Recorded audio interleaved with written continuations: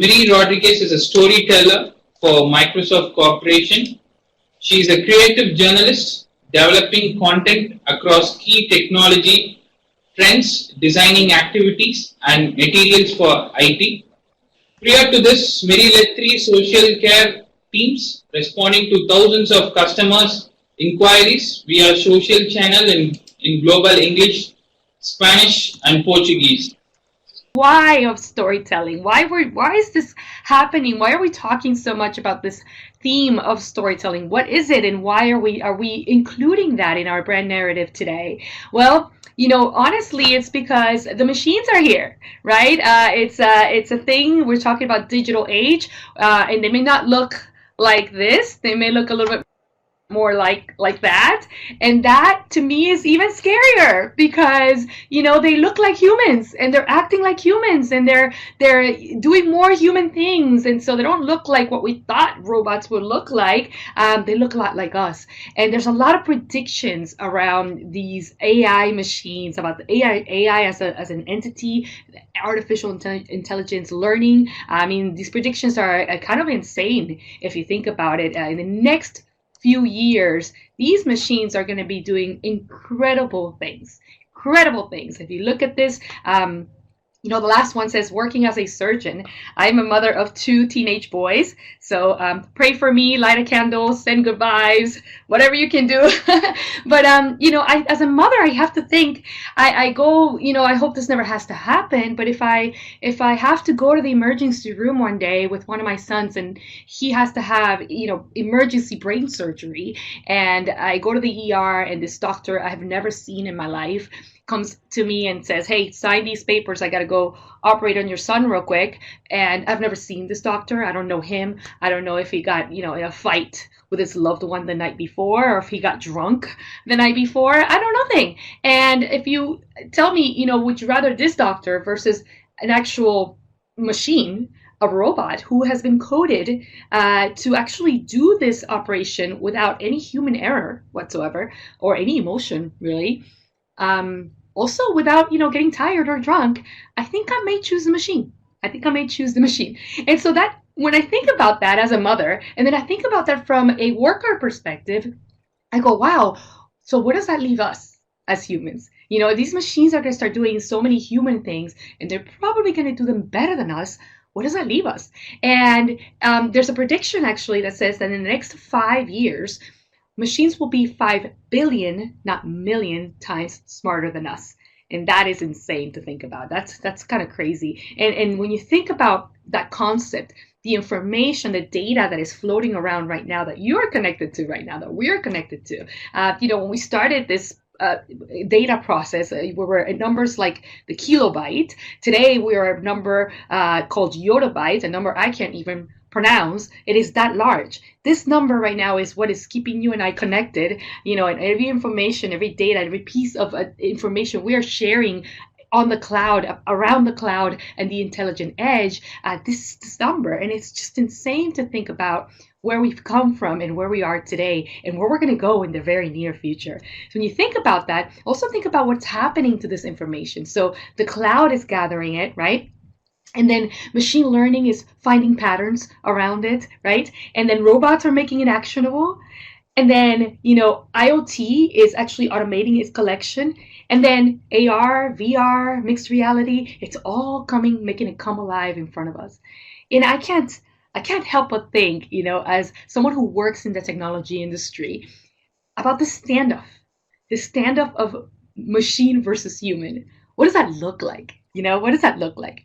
For us at Microsoft, it's something that we call advancing or amplifying human ingenuity. What does that mean, Miri? Well, that is actually creativity. It's innovation.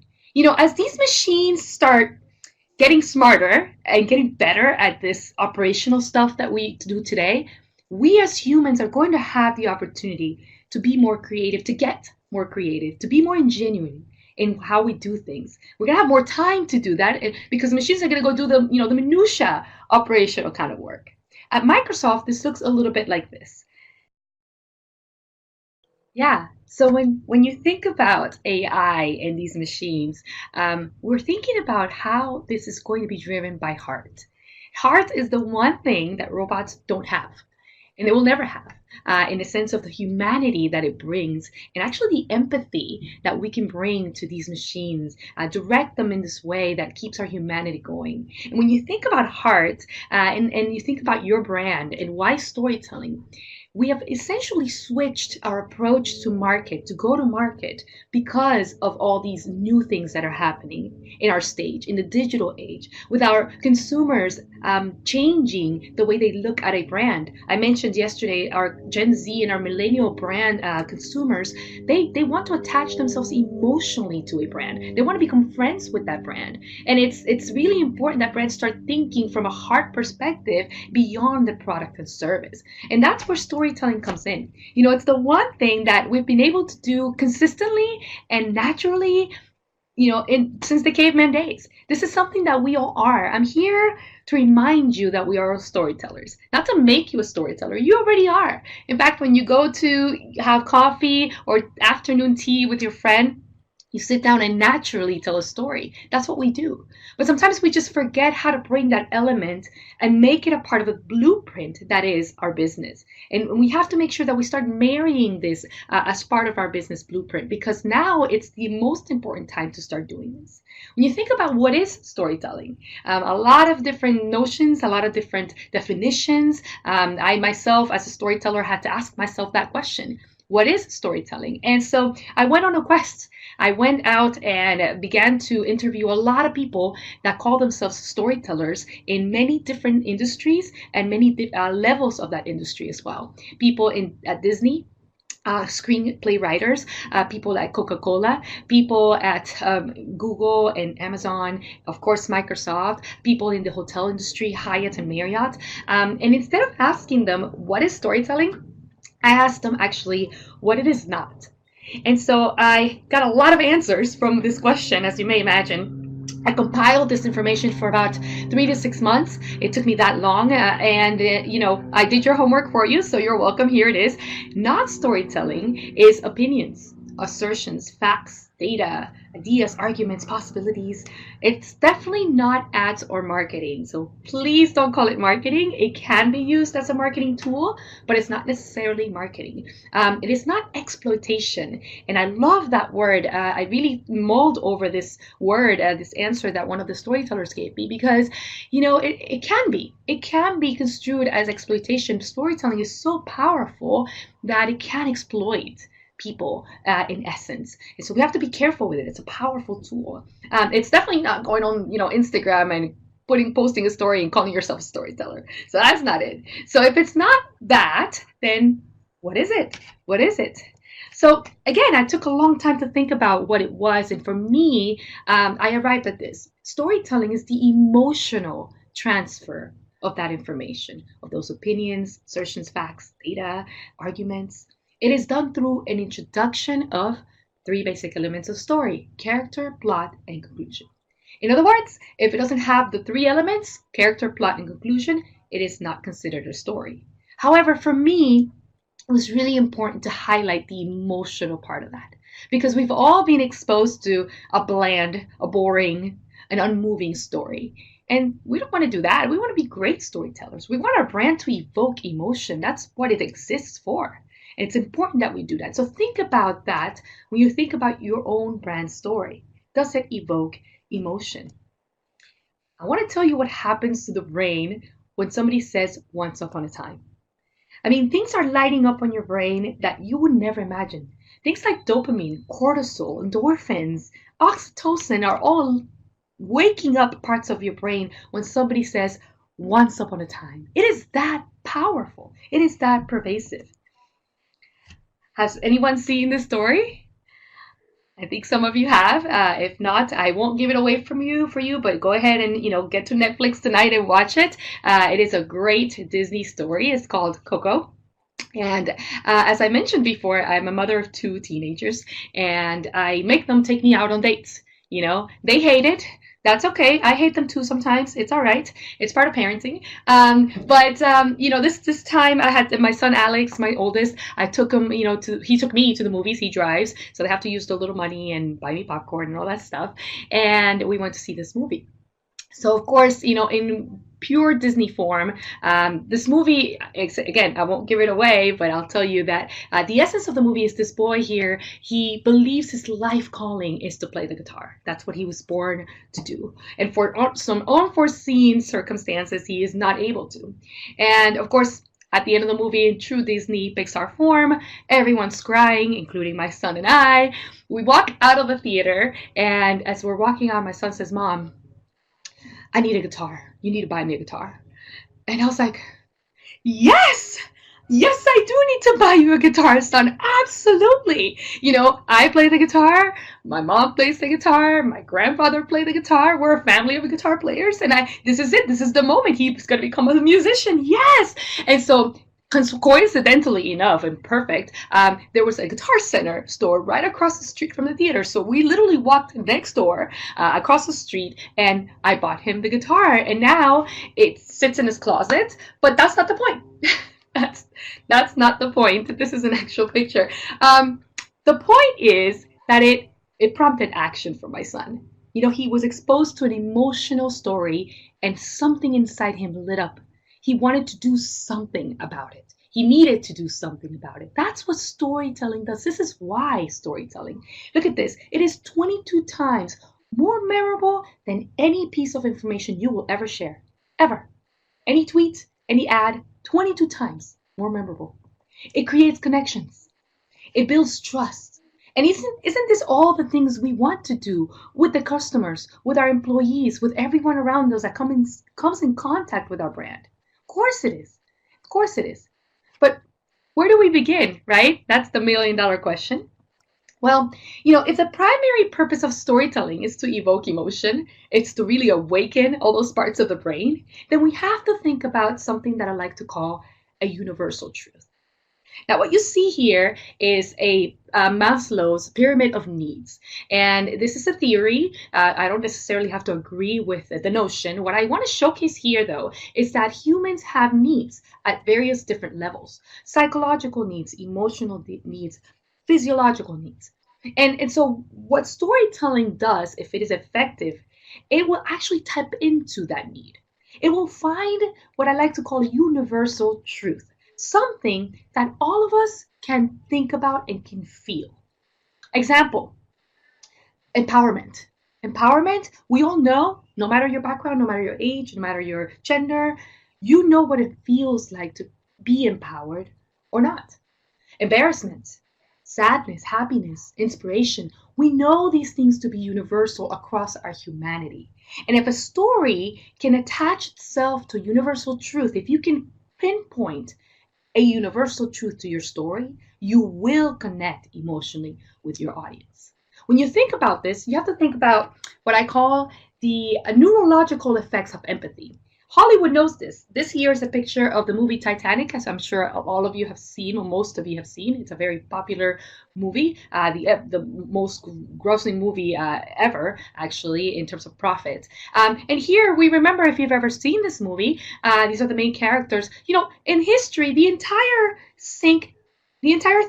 ship sank, right? And here we are crying for Jack, who's sinking too. And it's like, everybody else died too, right? But we can't stop but think about Jack, because in Hollywood, they know that in our brains, we are virtually incapable of actually feeling the empathy for more than, 2 or 3 people at a time.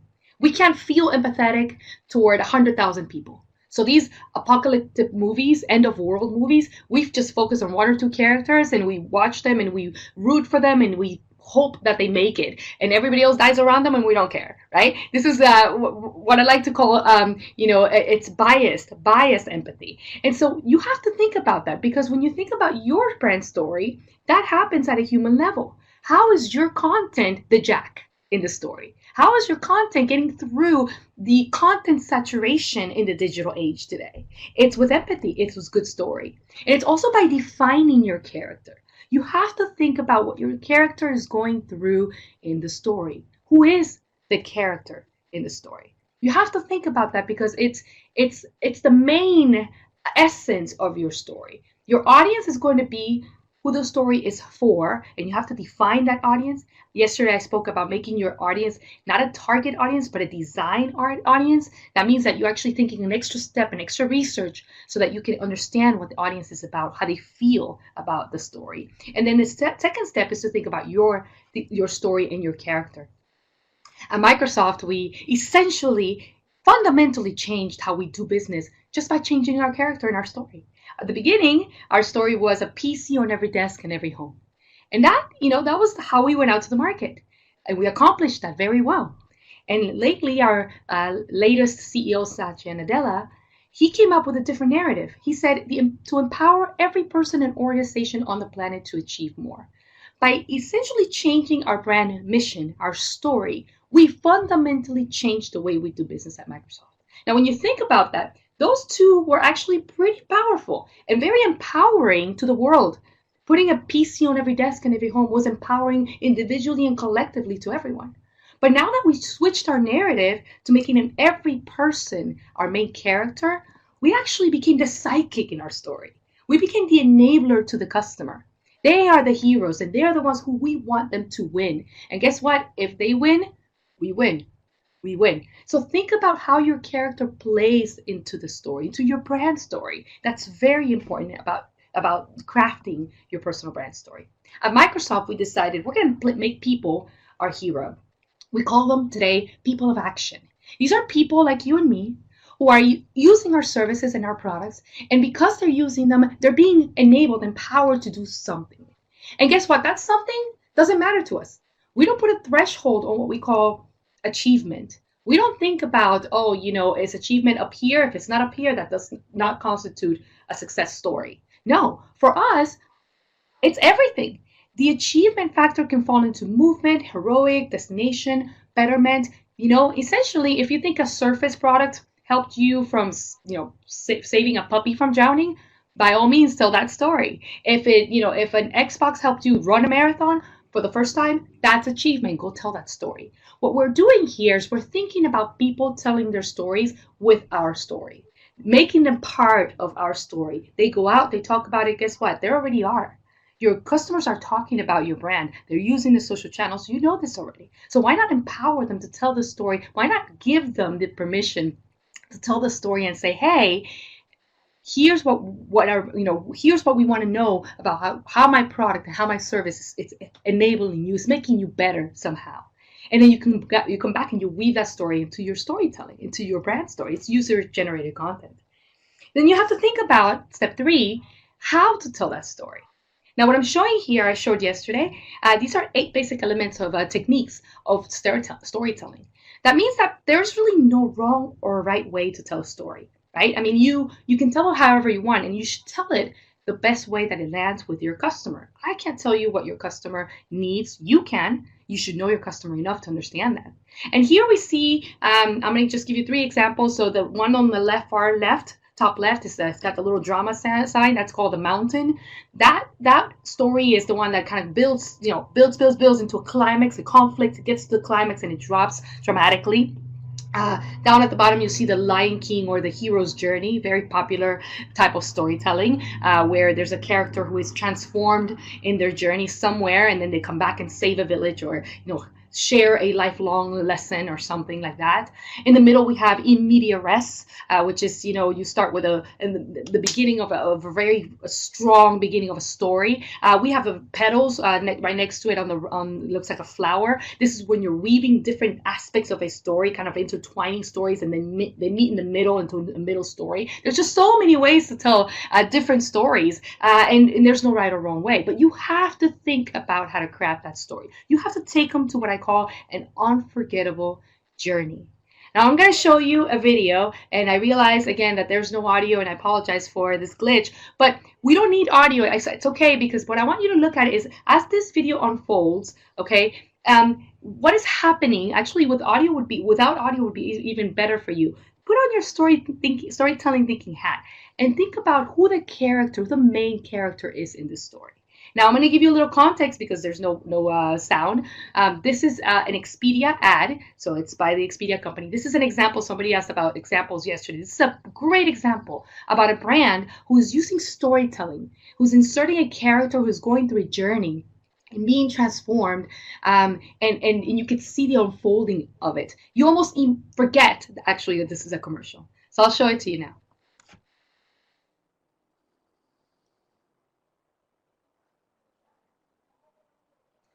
So here the person is talking to this woman and saying, "You're asking an important question."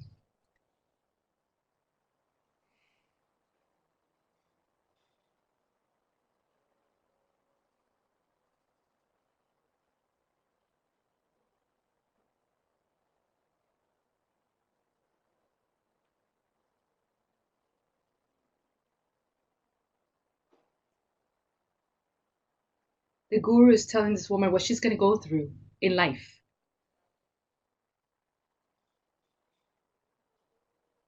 And it's talking about how she's going to make the world a better place.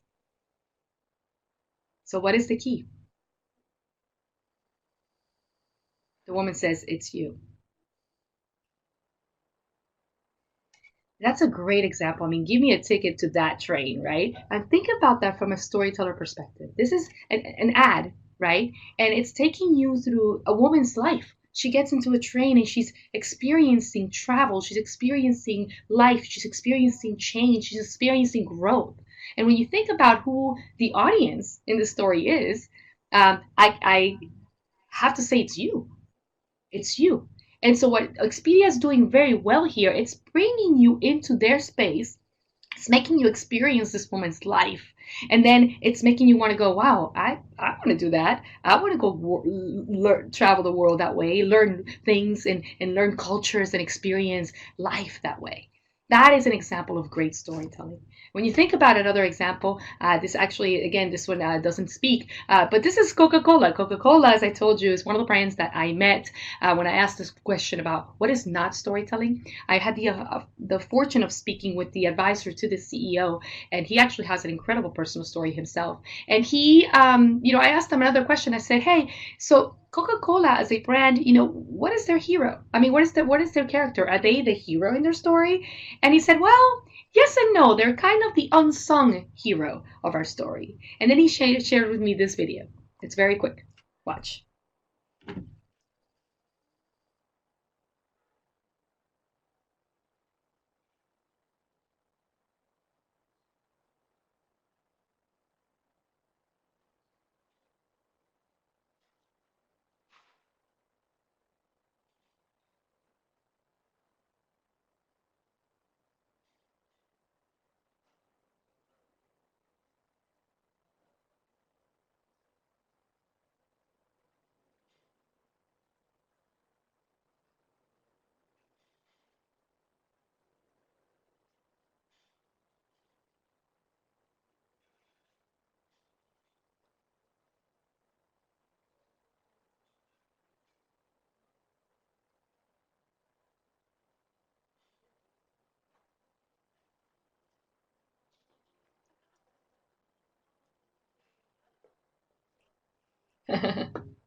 Well done, mom, right? Good for moms. But Pepsi. Pepsi. Pepsi. Pepsi. Coca-Cola saves the pool boys' day, right? It's the unsung hero there.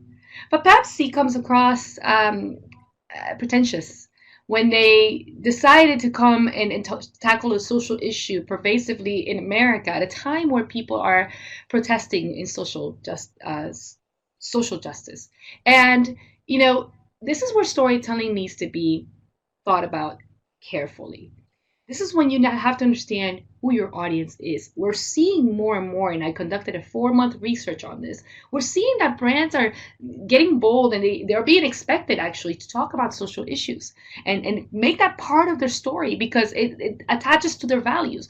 People want to know, consumers want to know what your values are as a brand so they can befriend you, if you will. So they want to understand what you're about. So if you go out there and talk about what you're about, you have to be sensitive to that audience as well. You have to understand how that ties back to your brand story. Storytelling is a verb. Everything that you're doing with your brand is telling the story of your brand. Every advert, every tweet, every color you put on your brand is telling the story, and your customer is weaving that story in their brain. It's lighting up parts of the brain. So you have to be very careful on how you do that. And that's why for us it was important, for me specifically, to think about how we married a digital transformation story that would be technical in jargon and had all this effects of how we're using our products and services to an actual emotional approach and bridge the two effectively. And so it took me about 3 months to break my first story. It was that pervasive and that hard, and I was failing. I didn't know how to do it. And then I started taking a course at the same time on design thinking. And I asked my professor, hey, can we prototype stories? And he said, yes. He said, you can prototype whatever you want. And so I went out and I was able to map out. This is the workshop that we went through yesterday, for those of you who attended, mapped out every piece of that, of the design thinking approach, the 5 steps to storytelling. And if you could see here, I won't go over all of them, but if you can see here, it starts and it ends with empathy. What emotions are you seeking to evoke with your story? And at the end, did you evoke those emotions? It is really about a connected story to our consumers. So you have to think about empathy. And I love this quote. I love this definition of empathy because it calls it an experience. It's the experience of understanding another person's thoughts. And because we talk about experience being the thing, right? We've been talking about it for a few years in marketing. It's about marketing is the customer experience is the new marketing, and the people don't buy things, they buy experiences. That word is now like the buzzword along with storytelling. But I want you to think about experience truly from your customer standpoint. What is their experience when they come in contact with your brand? If you were to come in contact with your own brand, what would be that experience? What is seamless about the process, about the customer service approach from the moment they come in contact with your brand, how they can reach you, how they can find information, how you're giving them information? What is that experience? From their point of view, not yours. And so thinking about empathy, this is an actual footage of a research that was done from neurologists.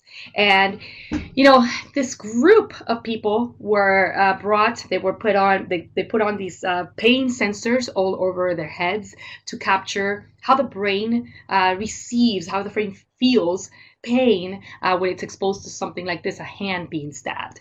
And so the first group that came into the room with these sensors, they were just humans. They were not defined by anything. They didn't define themselves or associated with them with anything, such as gender or religion, any beliefs, anything. They just were humans. And so as they came into the room, and this hand was, stabbed with the needle, and immediately, everybody went, ouch, right? And so the pain sensors lit up, and great, so we're empathetic to this person.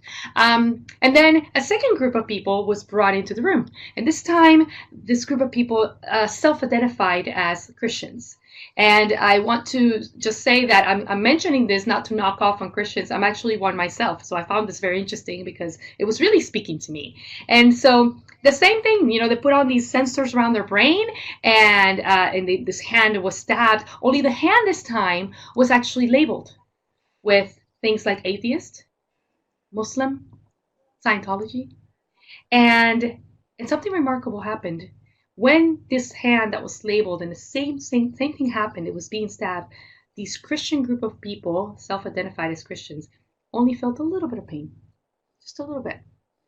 And this tells us really a whole lot about our brain, about the bias of our empathy. If we cannot relate to a certain group of people, we will not feel for them. We will not experience or want to experience what they're experiencing. Isn't that incredible how the brain works? So how does that apply to storytelling? You have to be relatable. You have to make yourself aware of how the brand shows up within your audience. So you got to stay curious about people's humanity. Do the experiments. Go out and do research more and more. Don't stop thinking you have a target persona and now you have it all put together for your brand. You have to think about who people are and how they're showing up in the world within your audience context. You have to be able to challenge your biases because we have them. We have them. They're not going away. And so you have to challenge them. You have to go around that and think how to do this, how to become more empathetic to your audience and beyond. And you have to listen. You have to listen with your heart, though. You have to listen with your heart. How are you going to approach your company in this space with emotion, with connection, authenticity, all these words that we want to use? The reality is they all come natural if you become empathetic as a result of your storytelling. So don't forget, if it doesn't have a character, a plot, and a conclusion, it's not a story. You have to have the three. So don't just show me two of those. That doesn't make a story. 3 out of the 3. Stories are for your audience, not to your audience. And that simply means that you have to be empathetic with your audience. You have to think of the character and how he plays into that audience, the authenticity of your story. When you create something for someone, you're really crafting it, you're designing it, you're putting it together, you're packaging it up. You're going out to different channels and testing it. You're not just, oh, it's done, it's baked, and I'm just going to throw it out there, shooting blanks. No, you're not just throwing to the audience, you're creating it for them. Storytelling is an art, it's a craft, it's a science, and you have to think of your story, your brand mission that way. Ideate, ideate, ideate. This is the fun part of storytelling. You get to brainstorm. You get to have fun with it. You get to get creative. Don't forget, machines are here. They're going to be doing all of that other work while you becoming genuine, while you think about creativity and empathy and how the very things that machines are doing will enable you to tell the story better. And lastly, do it with heart. Do it with that one thing that the robots don't have. That's heart. Think about how you tell the stories to your children, to how you were told the story when you were a child. These are things that you can think about, and that's what's going to win in the marketplace. But it is, and it can be, as I said, exploitation. So you have to be empathetic so it doesn't become that. It doesn't become that. You have to think about how it lands with your audience best. Thank you so much. I will take questions now if you have them. Thank you so very much, Miri. Muchísimas gracias por todo. Gracias. Are you there? Yeah, I'm here. Can you hear me? Yeah, we can hear you fantastically. We just want to check in with my co-host, Yeah. Miri, because I do know that sometimes he questions from the global audience. So I'm giving you the opportunity before I may throw to the floor here. No, Mr. We don't have any questions from the global audience, so it's over to you. Okay. Anyone here has any questions about storytelling? Anyone? Miri, I guess the question that I have is, so we've been hearing about live streaming and, videos for Facebook, these different platforms. Sure. And for each of these things, they're almost like courses you can go and do. You can learn about, Facebook, advertising, programmatic, it's a lot. Mm-hmm. There seems to be courses available that people can go, they can read. When it comes to storytelling, though, Yeah. Do you know of any resources or, courses that people can even try to get a little bit more, educated in terms of where do you start doing your storytelling and how do you tell your brand's story? Can you help us with that? Yeah, so actually Khan Academy has a free course on storytelling, Khan Academy. It does. It does. It does. There's also a book that I really always recommend. It's by a friend of mine. It's called Long Story Short by Margot Laitman. Margot Laitman's Long Story Short. It's a very short book. It's a fun book. She's actually a comedian and an actress. And what I love about that book is that actually it's a manual to begin your story. So it actually takes you through the steps of how to start writing and actually creating the framework of your story, which is really where people get stuck. I give a course myself. It's only in Spanish because I'm only doing it's only for Latin America. So if somebody speaks Spanish, I will love for you to take my course. And I'm also writing a book that's coming out in December for brand storytelling as well. So look out for that book very soon. That is awesome. Did you guys get the academy, the academy that she said at first? Khan Academy, Khan, Khan Academy. Yep. Academy. Okay, we look forward. I think because storytelling is extremely important, especially when it comes to organic. We understand that the world and your consumers, they don't want hard sells. Mm-hmm. They don't want hard ads. They want a story. They want to see exactly themselves right. in these stories. But I just realized that we haven't had much courses Mm-hmm. or books or anything that really teaches us how to approach it. So I thought that I would ask that question. Thank you. Yes. Questions in regards to thank you for sharing that information. Of course. Any questions in regards to storytelling? No? She did a good job. She did a good job. Thank you so very much, Thank you so Miri. much. Lo agradezco mucho. Gracias. And wish you all the best. Can't wait to see and hear about that book. And I hope to see you and meet all of you soon in person. I hope to be there soon. Will do. Thanks for your time. Thank you. Yeah, thank you, Ms. Rodriguez. All right, guys. It was great to have you for our global marketing.